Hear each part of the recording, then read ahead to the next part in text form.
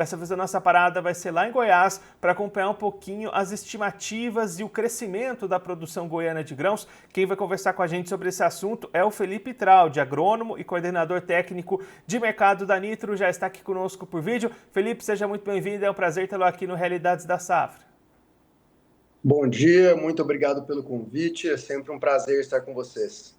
Felipe, a gente tem visto um crescimento da produção goiana de grãos nos últimos anos, uma produção que vem crescendo em diferentes culturas, o produtor goiano aumentando produtividades nos últimos anos, né? Sim, muito coerente o que você disse.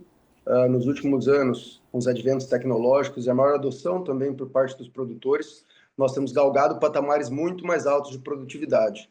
Também aliado às questões climáticas, né? Nós vimos um ano difícil na safra passada, porém o cenário esse ano é totalmente diferente.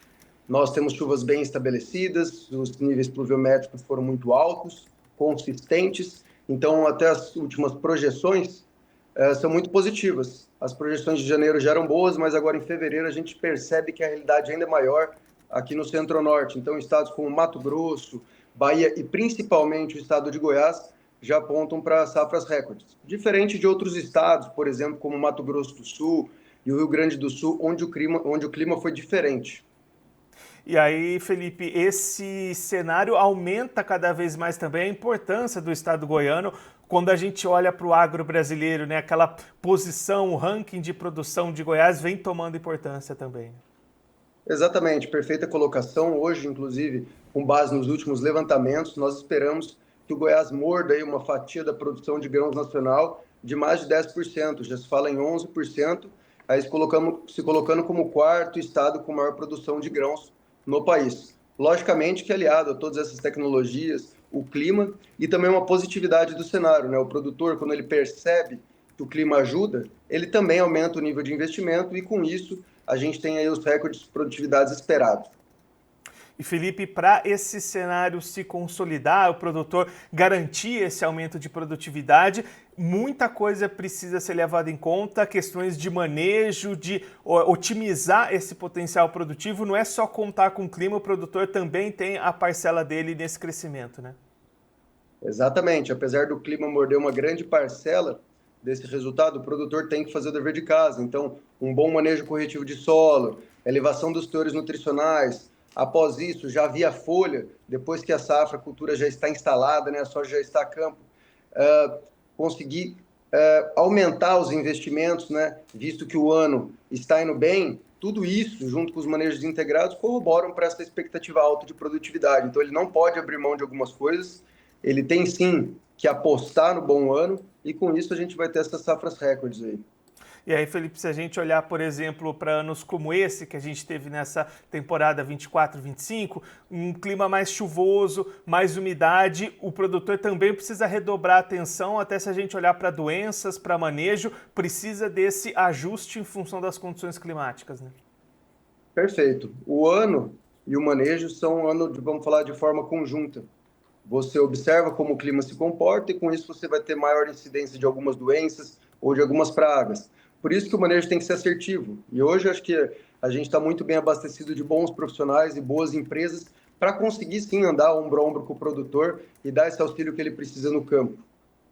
Inclusive, Felipe, a gente teve recentemente aí no estado, em Goiás, no em Rio Verde, conversamos com um professor da universidade lá de Rio Verde, ele destacava uma relação que o clima positivo para o desenvolvimento da lavoura também é o clima positivo para o desenvolvimento de doenças. O produtor precisa manter, redobrar a atenção nesse cenário, né? Exatamente. Hoje acho que a gente está muito bem calçado em termos de produtos.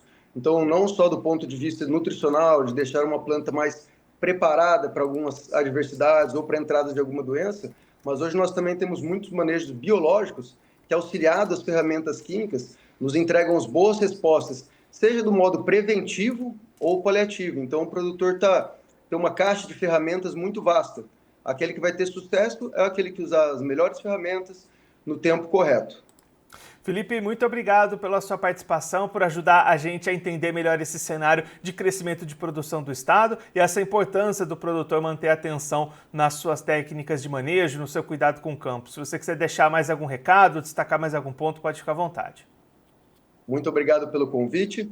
Eu acho que tendo uma boa safra de soja, a gente abre a expectativa para uma boa safrinha, seja ela de milho, feijão, trigo, as demais culturas aí subsequentes que são plantadas no estado. Eu acho que o clima está muito positivo, o produtor pode sim ficar confiante e apostar nessa safrinha. Obrigado de novo, viu? Felipe, mais uma vez, muito obrigado. A gente deixa aqui o convite para você voltar mais vezes, continuar contribuindo conosco, com todos os produtores do Brasil. Um abraço, até a próxima. Um abraço, foi um prazer.